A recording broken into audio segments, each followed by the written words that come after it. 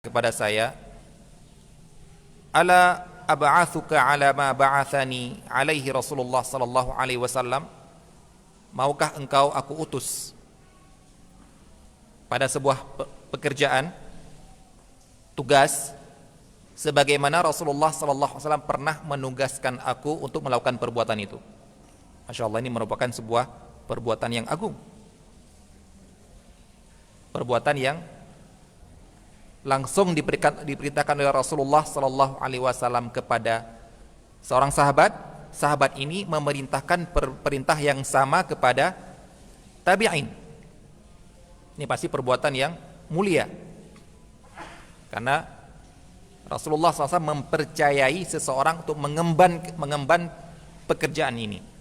Misalnya apa dikatakan? Rasulur Rasul, utusannya Rasul.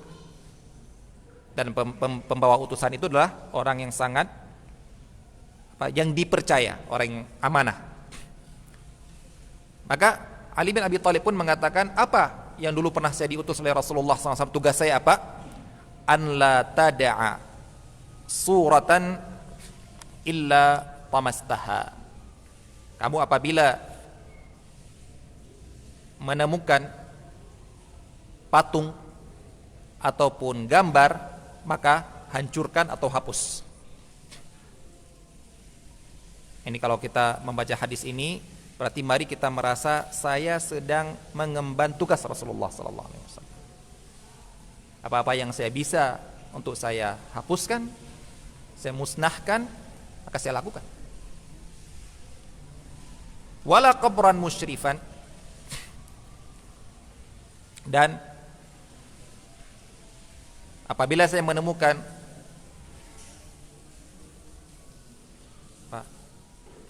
kuburan yang ditinggikan, illa sawaitahu, maka saya diperintahkan untuk meratakannya.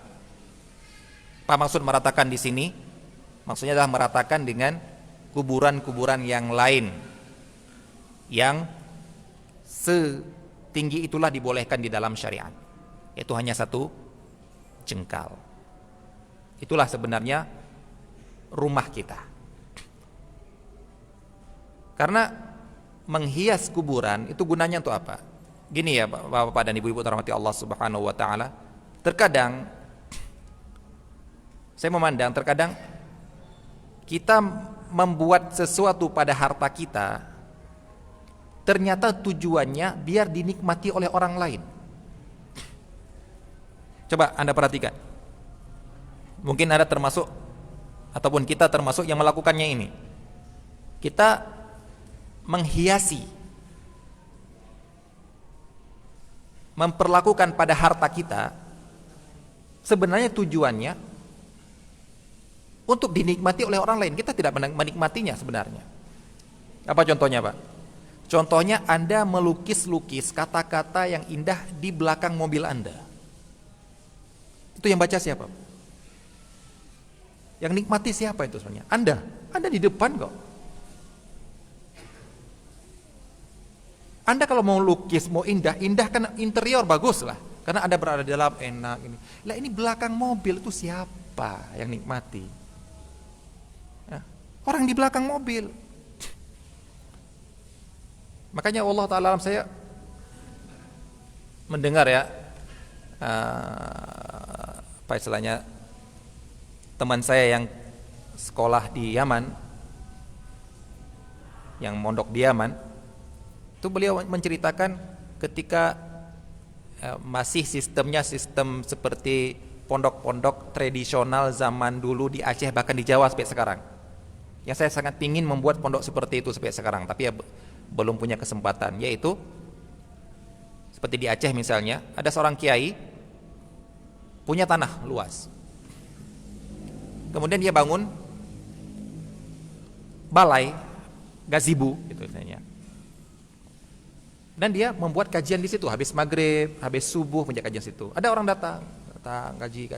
Tidak ada orang bilang, Pak Kiai, saya ini perantau, saya sedang sekolah di sana, saya mau tinggal di mana. Udah, ini tanah saya luas, sudah kamu saya ke hutan, ambil bambu, ambil kayu, bikin gubuk di sini untuk kamu. bikin gubuk satu, ada orang lain satu. Jadi mereka cuma punya hak menempati sama belajar di sini. Lama-lama jadi pondok. Di Aceh seperti itu. Dan di Jawa ini juga masih ada yang seperti itu. Jadi gratis. Asal kamu mau ngaji di sini, nggak absen. Dan murid-murid ini merasa jasanya kepada gurunya apa? Gurunya punya sawah. Mereka lah yang datang ke sawah. Mereka yang bajak, mereka yang sapi, mereka yang manen, hasilnya dikasihkan kepada guru. Guru juga ngajak makan bersama. Masya Allah seperti itu, Pak. Benar-benar tradisi salaf. Saya ingin membuat seperti itu, tapi ya kendaraan yang pertama tidak punya tanah, itu aja. Nah, model di Yaman juga seperti itu yang saya tahu. Udah, gurunya punya tanah luas. Jadi kalau mau belajar datang dari luar, bikin aja nanti kamu bawa keluarga, bikin aja di sini. Nah, ada tuh orang teman kita bikin tak. Dia cerita, bikin tak rumah di sana, bata yang besar ya, dari tanah. Kalau kita batanya kecil-kecil kan, tanah.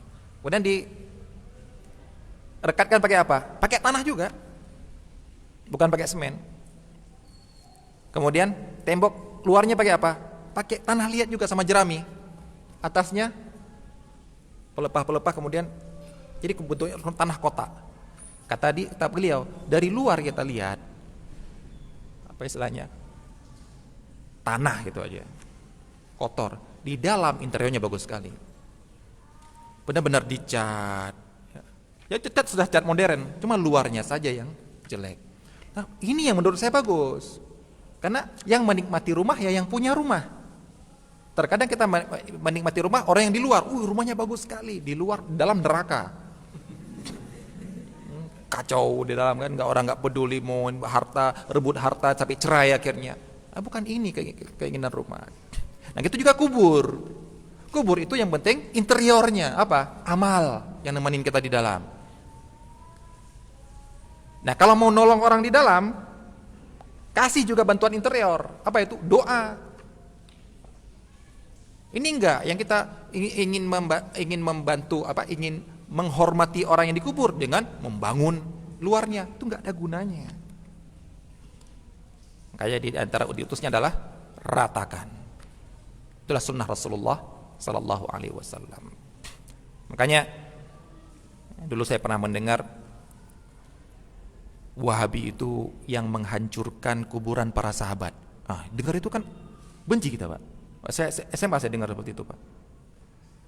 Begitu kita baca sejarah, ini yang bisa tertipu dengan kata-kata ini siapa, Pak? Orang yang nggak mau baca.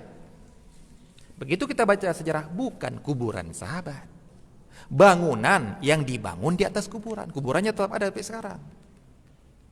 Walaupun kita tidak ditunjukkan yang mana kuburan Utsman bin Affan, nggak ditunjukkan. Yang mana kuburan para sahabat yang di Madinah, nggak akan ditunjukkan. Cuma mereka punya data.